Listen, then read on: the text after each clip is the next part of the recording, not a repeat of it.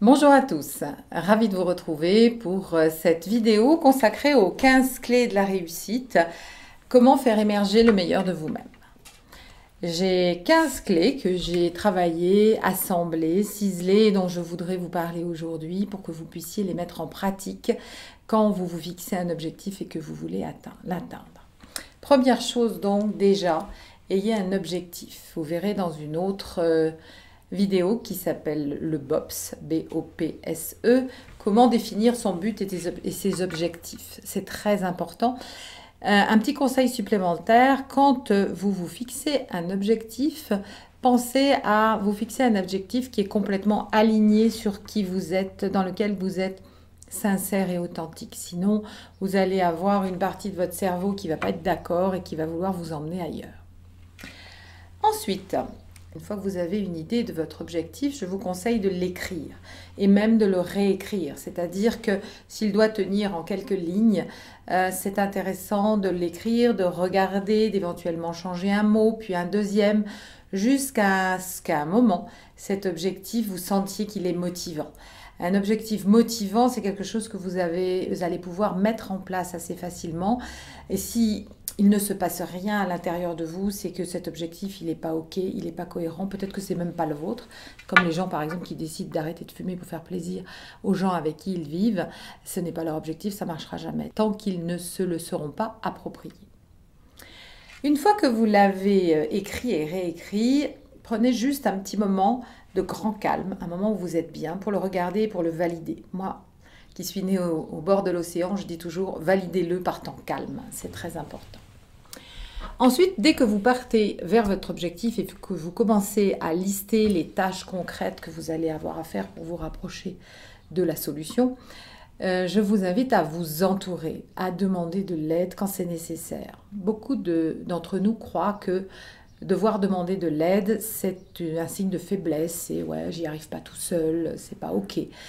Alors qu'en fait, savoir demander de l'aide à la bonne personne au bon moment, c'est un signe de grande force, de grande lucidité, et puis c'est souvent l'occasion de ne pas perdre du temps. OK.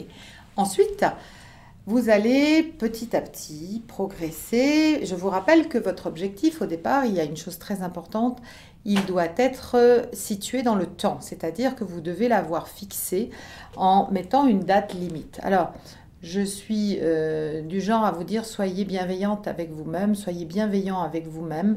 Si vous avez un objectif qui a un délai trop court, vous allez vous mettre inutilement en stress et vous allez en fait être contre-productif.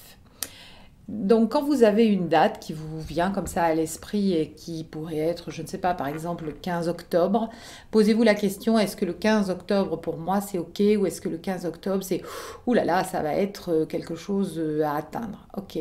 Alors, au lieu du 15 octobre, que se passerait-il si vous disiez, cet objectif, j'aimerais l'atteindre le 15 décembre au plus tard ou le 30 novembre au plus tard. Ça ne vous interdit pas de l'atteindre le 15 octobre, mais au niveau de votre cerveau, il y a quelque chose qui va lâcher au niveau du stress et qui va dire « Ok, comme ça, je peux le faire ».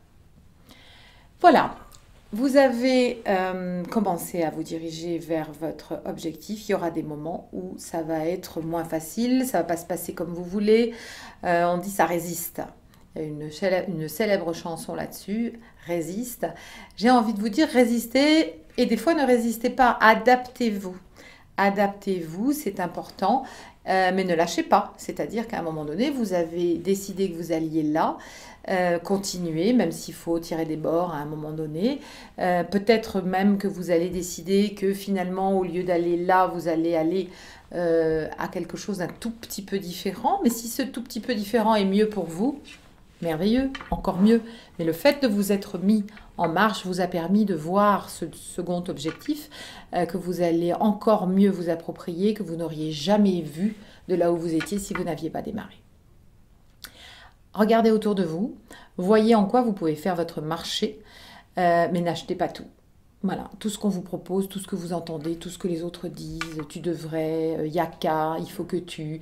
Laissez tomber, réfléchissez, regardez, prenez tout ce qu'il y a de bon, mais n'achetez pas tout. Et puis, au cours de ce parcours vers votre réussite, vous allez être confronté à des émotions, de la lassitude, des doutes, parfois même des croyances complètement limitantes, mais de toute façon j'y arriverai pas, ou bien mais je suis nulle, pourquoi je fais ce genre de choses, oh c'est toujours pareil, de toute façon je vais laisser tomber. Là encore, ne lâchez pas. Travaillez vos croyances limitantes. Ce n'est qu'une vision très momentanée de la situation. Rappelez-vous que vous avez validé votre objectif par temps calme et que c'est pas parce que maintenant là vous traversez une petite tempête qui a un peu de gîte et un peu de roulis que vous êtes obligé de sauter à l'extérieur du bateau. Le bateau, il va y arriver, ne vous inquiétez pas, vous avez vérifié avant de partir qu'il était en bonne condition pour partir. Donc travaillez vos émotions. Pour travailler vos émotions, il y a plein de méthodes, certaines que vous retrouverez dans d'autres vidéos qui sont le FT ou les ancrages PNL, par exemple, pour n'en citer que quelques-uns. Pour terminer, ces clés du succès, célébrez les étapes. Quand vous arrivez à faire quelque chose, même si ce n'est qu'un palier, fêtez-le, félicitez-vous, valorisez-le, parlez-en autour de vous et n'hésitez pas à célébrer. C'est quelque chose qui va créer en vous des émotions positives qui sont d'excellentes sources de motivation. Quand on dit à un enfant, c'est génial la bonne note que tu as eue là en maths, il va avoir qu'une idée, c'est de refaire la même chose pour qu'on lui redise ça un jour. Et c'est la meilleure façon pour qu'il ait de nouveau des bonnes notes. Chacun de nous est pareil. Donc, soyez fiers de vous. Et puis, deux choses. Soyez de temps en temps extraordinaire, au sens littéral du terme. Sortez de l'ordinaire, cherchez des solutions farfelues, des solutions novatrices. Et en étant extraordinaire, vous serez souvent complètement dans votre authenticité. Et à un moment donné, si vous trouvez que ça ne va pas assez vite, pensez aussi que vous faire coacher, c'est souvent un moyen d'aller plus vite, mieux, et ce que l'on dirait moins cher émotionnellement vers l'objectif. Voilà. Je vous retrouve avec grand plaisir sur les étapes de votre réussite dans une autre vidéo. Prenez soin de vous.